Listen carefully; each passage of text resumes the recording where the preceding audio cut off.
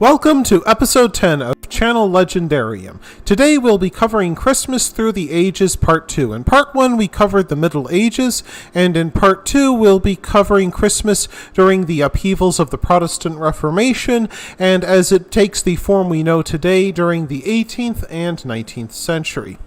Now, during the 1500s, some Christians began to protest against the abuses of the established church. Some Protestants, as they were called, focused upon issues like the buying and selling of church offices and even having people pay to have their sins forgiven. However, some Christians also believed that we'd become too far from our roots, that too many things had been added over the last 1500 years of Christian history. And as they read the Bible for themselves, some of them noticed that there was no clear reference to Christmas, and so they wanted nothing to do with it. It was time to get back to biblical basics. So the Protestant countries started a ban on Christmas.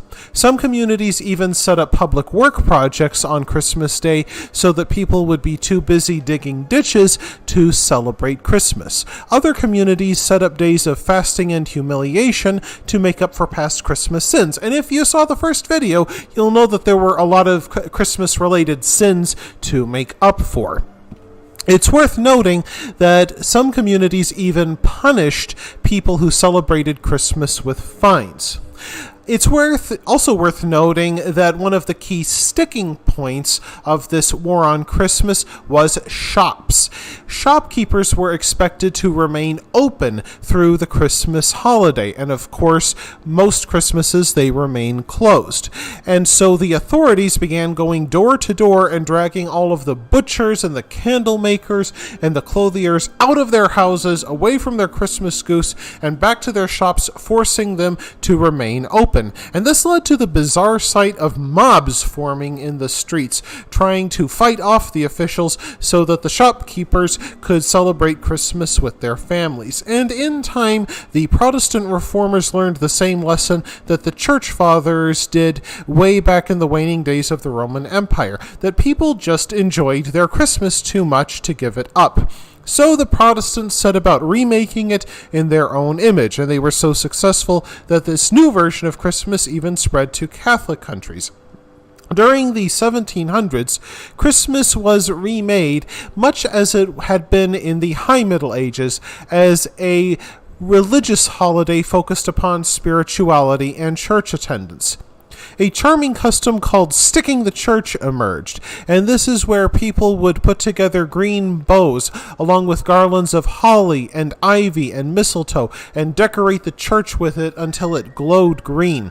And to give it a festive holiday scent, they even scattered lavender and rose petals and sweet-smelling herbs on the floor to give it a kindly holiday scent. They also took to placing candles in both their windows and in the church windows, thus making it a very bright and very green Christmas. By this time, gunpowder was becoming more available, so people could also ring in the Christmas season with fireworks. Christmas during the 1700s was part of a 40-day cycle, as it had been during the High Middle Ages, except now Christmas was the beginning of the cycle, which ended in February with a celebration of Mary's purification. You might recall from our earlier episode that during the late Middle Ages, wassailing was a Christmas tradition, and this is where singers would go to the houses of the rich, singing them Christmas songs and then demanding a bowl filled with spiced beer in exchange. Unfortunately, this charming custom led to packs of drunks roaming the streets. There was one incident in 1697 Massachusetts, where a group of wassailers serenaded a Scrooge, and he refused to give them any wassail. So they tried to beat some Christmas spirit into him by beating him with rocks and bones, breaking into his house, beating up his son, and then stealing 6 barrels of apples from his basement. Well, the authorities aren't going to put up for this. After all, nothing spoils Christmas faster than drunken apple thieves. So many communities began banning wassailing, both Catholic and Protestant, and it was replaced with Christmas caroling. This was a much kinder version of wassailing, where people demanded no beer and no ale. They would just go to their neighbors and sing Christmas hymns. Some of these hymns we would recognize today, such as Joy to the World and Noel. Now, this brings us to the 19th century, when what we know as our modern Christmas began to be invented. It had much to do with Queen Victoria, who married a man named Prince Albert from Germany. And Albert brought a German tradition of setting up a Christmas tree in Buckingham Palace. Well, once everybody saw that, everybody wanted their own Christmas tree, and thus a new custom was born.